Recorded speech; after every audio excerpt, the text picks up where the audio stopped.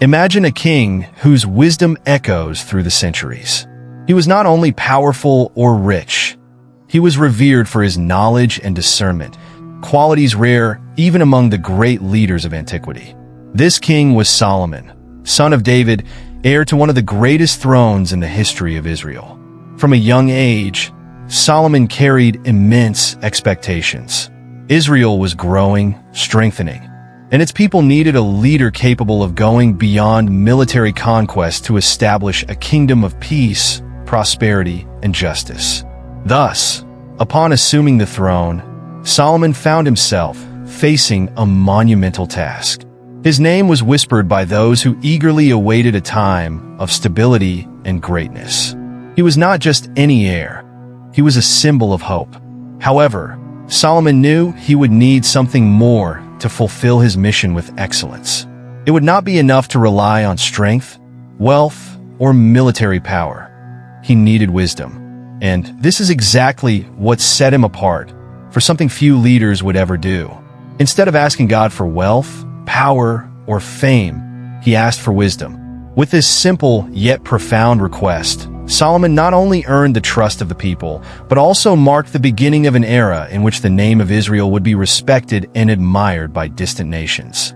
Thus began the journey of one of the most fascinating figures in the Bible, a king who had everything to become the embodiment of divine wisdom on earth, but who, as we will see, walked a path filled with challenges and contradictory choices. Imagine a king whose wisdom echoes through the centuries.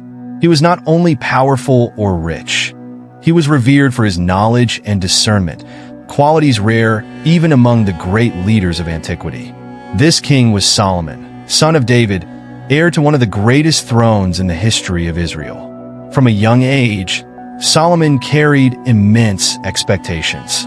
Israel was growing, strengthening, and its people needed a leader capable of going beyond military conquest to establish a kingdom of peace, prosperity, and justice. Thus, upon assuming the throne, Solomon found himself facing a monumental task. His name was whispered by those who eagerly awaited a time of stability and greatness. He was not just any heir, he was a symbol of hope. However, Solomon knew he would need something more to fulfill his mission with excellence. It would not be enough to rely on strength, wealth, or military power. He needed wisdom. And this is exactly what set him apart, for something few leaders would ever do.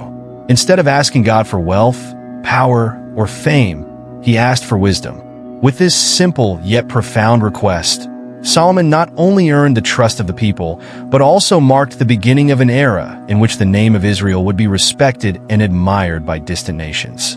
Thus began the journey of one of the most fascinating figures in the Bible, a king who had everything to become the embodiment of divine wisdom on earth, but who, as we will see, walked a path filled with challenges and contradictory choices. And then, one night, Solomon found himself in prayer, alone in his chambers, in a deep silence. He had before him a sincere desire. He wanted to be able to govern with justice and understanding. Instead of asking for more armies, more land, or gold, he made a bold request.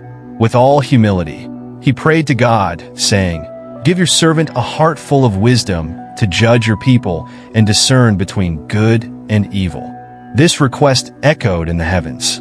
God was so moved by Solomon's choice that he decided to grant him not only wisdom, but also everything he had not asked for: immeasurable wealth, honor, and unparalleled greatness. Solomon awoke from this experience with a renewed purpose and unprecedented clarity. The wisdom he received was not ordinary.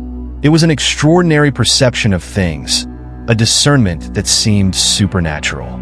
And it was with this sharpened mind and sensitive heart that he began making his first decisions, governing the people of Israel. His reputation quickly spread, not only among the Israelites but beyond the borders, attracting leaders, philosophers, and curious souls from all corners to witness the judgment of a king unlike any other. And so, Solomon began to build the legacy for which he would be remembered. Soon, Solomon's fame for wisdom was put to the test in real and unexpected situations. Perhaps the most notable case was the judgment of two women who came before him, both claiming to be the mother of a baby. Solomon listened to both of them, who cried and pleaded intensely, each one insisting that she was the true mother. The counselors around him watched anxiously, unsure how he would resolve such a delicate and difficult situation. But Solomon remained silent for a moment, contemplating. And then, with a serenity that amazed everyone, he made a shocking request. He ordered that a sword be brought to him. "Cut the child in half," he said, "and give half to each." There was a moment of silent horror in the court, but his intention was never to go through with the division. He was testing the true love of a mother. One of the women immediately screamed, desperate, asking that the baby be given to the other, as long as he lived. Solomon then knew who the true mother was, the woman who chose sacrifice, who put the well-being of the child above her own pain. This judgment not only revealed Solomon's wisdom, but also demonstrated the depth of his understanding of the human heart. The news of this event spread quickly, becoming yet another living proof of his ability to discern right from wrong, true love from selfishness. And with each new judgment and decision, Solomon's reputation grew, elevating him to the status of a living legend, someone capable of shedding light on even the most obscure matters with a simple gesture or word. As his prestige grew, Solomon used his wisdom to lead Israel into an era of unprecedented prosperity. He promoted trade, established secure routes, and made alliances with neighboring kingdoms, transforming Israel into an influential commercial and cultural hub. Ships laden with gold, spices, and precious stones arrived at Israel's ports, and the riches piled up in the kingdom's coffers. The people thrived, and everyone saw Solomon as the architect of this greatness. But it was not just material wealth that impressed. Solomon was a lover of knowledge in all its forms. He studied nature, observed the lives of animals, plants, and stars. His proverbs and teachings were words of practical and profound wisdom that attracted people from distant lands. Rulers, scholars, and even the Queen of Sheba traveled from afar to hear him, to marvel at his intelligence and seek guidance. To the people of Israel, he was more than a king. He was the ultimate example that wise and just leadership could transform a nation. He did not limit himself to the throne. He guided his people like a shepherd guides his flock, leading them on paths of peace and abundance. Israel was at its peak, and Solomon seemed untouchable, invincible. It was as if God's blessing rested upon him. However, while his wisdom shone brightly for others, something deep within Solomon began to change, something that would gradually lead him astray. As the years passed, subtle signs began to appear. Solomon, who had gained so much with his discernment and humility, started to engage in strategic alliances that brought with them new influences and foreign customs. He arranged marriages with women from different nations, Egyptians, Moabites, Sidonians, to strengthen his political position. These unions multiplied, and soon Solomon's palace was filled with princesses from diverse cultures and beliefs. They brought with them their gods, their rituals, and images of worship. Solomon, initially steadfast in his faith, began to give in. In order to please his wives and maintain harmony in the palace, he allowed small altars and temples to be erected on nearby hills where they could worship their gods. It was an almost imperceptible deviation at first, but over time, it became something the people could no longer ignore. The king who had built the great temple in Jerusalem, the center of Israelite faith, was now allowing foreign practices to intermingle with the everyday life of the kingdom. Solomon, who had once led his people closer to God, was now permitting his own desires and concessions to pull him away from his essence, and perhaps even from his very wisdom. And so, amidst all his glory and power, Solomon began to lose his way, almost without realizing it. The decisions he once made with confidence now carried a subtle shadow of doubt and distraction, planting the first seeds of a conflict that would grow both in his heart and in the kingdom of Israel. Little by little, Solomon began to feel the weight of his choices. The altars to foreign gods were no longer mere concessions to maintain peace with his wives. He himself was becoming drawn to these cults, The voices that once sought divine wisdom were now mixed with the promises of other gods, each offering their own paths and ideals.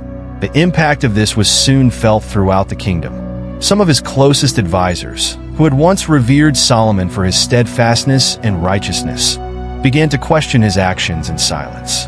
The people, who had once looked up to him as an example of faithfulness to God, watched with growing concern as the changes in his decisions and concessions became more apparent. Israel, which had once been a nation united around a common faith, was now becoming a place of mixed and conflicting influences. Deep down, Solomon knew he was distancing himself from something essential, but wrapped in his wealth and power, he might have felt untouchable, thinking he could move between these beliefs without losing his essence. And yet, that request for wisdom, made so many years ago, now seemed like a distant memory, a voice muffled by the noise of temples, rituals, and voices he had never heard before. Behind the shine and grandeur of his kingdom, Solomon was no longer the same man. He found himself divided between the wise king God had called him to be and the man who, faced with so many choices and temptations, had allowed himself to be seduced by empty promises. The further Solomon drifted from the paths of his youth, the more evident the weight of his choices became. He, who had written proverbs about the value of integrity and the danger of temptations, now found these very dangers ensnaring his heart. The clarity that once guided his decisions seemed clouded, almost weakened. And so, the peace that reigned in Israel began to show signs of cracks. Rebellion sprang up on the kingdom's borders, and those who had once feared or respected Solomon now questioned his leadership. His own people felt the effects of the change. The pressures of maintaining so many alliances, bearing the heavy taxes to support the luxury and grandeur of the palace, and funding the countless grand projects. Within the depths of his soul, the battle was even more intense. The man who once reveled in seeking God's wisdom now struggled with a constant restlessness, a dissatisfaction that no amount of gold or power could soothe. His own words echoed in his mind. Vanity of vanities, all is vanity. It was as if he began to realize that, even surrounded by everything he had always desired, something essential was slipping away from him. And so, Solomon, the king who had earned the respect of so many nations, who had built the temple and brought glory to Israel, began to feel the emptiness of his own choices, a void that even the wisdom he had once asked God for now seemed unable to fill. In the solitude of his palace, Solomon began to reflect more deeply on his own life, on all that he had built and all that he had lost. He looked upon the accumulated treasures, the halls adorned with gold, the grand works erected in his name, and everything seemed small in comparison to the absence of peace in his heart. The wisdom that once guided him now seemed to cast a painful shadow over every mistake he had made. He clearly saw the consequences of his own vanity, his insatiable thirst for power, and the compromises he had made at the cost of his faith and integrity. The Solomon who, in his youth, had entrusted all his ways to God, had allowed himself to be ensnared by empty promises and fleeting pleasures, accumulating material achievements while his spirit was unraveling. In the silence of his nights, Solomon began to compose words that reflected his regret, his weariness, and his search for meaning. "Everything I have done under the sun is vanity," he wrote, in a tone of lament and sorrow. His words revealed the sadness of someone who had gained the world, but lost himself in the process. He began to recognize that, even with all his wisdom, he was not immune to the traps of pride and self-sufficiency. And there, alone, he started to seek God's voice again, to remember the request for a wise and humble heart he had made so long ago. In his deepest reflections, Solomon began to understand the true cost of his choices. He now realized that the wisdom he had so desperately sought was a gift that demanded constant humility, a genuine connection with God, something he had abandoned as he became entangled in the allure of power and worldly pleasures. With a heavy heart, he sought to reconcile with his original purpose. He began to write words of repentance and advice for future generations, hoping that others would not make the same mistakes. In his writings, he warned of the dangers of pride, greed, and the illusion of wealth, as if each phrase was a plea for his experience to serve as a warning to those who would come after him. "Remember your Creator in the days of your youth," he wrote, acknowledging how, at the height of his youth, his faith had been genuine and his pursuit pure. Wealth and power had become traps, distracting him from what truly mattered. And now, at the end of his life, he found himself trying to recover what, to him, seemed irretrievably lost. Despite his failures, Solomon wanted to leave a legacy of wisdom that transcended his own downfall. He hoped his teachings would echo as a guide, a testimony that, without God, even the wisest of men can lose their way. As his days drew to a close, Solomon looked back with a mixture of pride and regret. In many ways, he had been a great king, a builder of dreams, and a wise man admired by many. But he had also been a man who allowed himself to be led astray by vanity and distractions, letting his pursuit of power pull him away from the true purpose he once had. In his old age, his reflections grew more intense. Solomon, now acutely aware of his human frailty, devoted his final words to a call for wisdom, for the need to listen to God's voice above all others. He urged his people not to make the same mistakes he had, to value faith and justice over idolatry and greed. "Fear God and keep his commandments, for this is the whole duty of man," he wrote, echoing advice that he himself had needed to hear.